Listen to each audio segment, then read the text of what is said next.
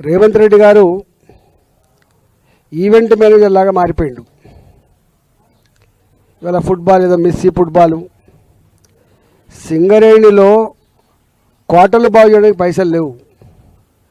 సింగరేణిలో అప్పులు తెచ్చుకుంటే తప్ప జీతాలు లేని పరిస్థితి ఉంటే సింగరేణి నుంచి 100 కోట్ల రూపాయలు ఖర్చు పెట్టి 70 కోట్ల రూపాయలు ఆయనకి ఇచ్చి ఒక క్రికెట్ స్టేడియంని దాన్ని మార్చి కోట్ల రూపాయలు ఖర్చు పెట్టి ఎంసీహెచ్ఆర్డీలో తన ఫుట్బాల్ ట్రైనింగ్ కోసం ఒక గ్రౌండ్ తయారు చేసుకొని దానికి కోట్ల రూపాయలు ఖర్చు పెట్టి ఇలా 100 కోట్ల రూపాయలు సింగరేణి డబ్బులు ఖర్చు పెట్టి సింగరేణి కార్మికులకి కోటలు బాగు ఏమి పైసలు లేవు. కానీ రేవంత్ రెడ్డి గారికి మాత్రం తన ఈవెంట్ మేనేజ్మెంట్ కోసం మాత్రం 100 కోట్లు ఖర్చు పెట్టడం అనేది ఇలా ఉత్తర తెలంగాణ ప్రజానికం అంతా కూడా ఏవేగించుకుంటున్నారు.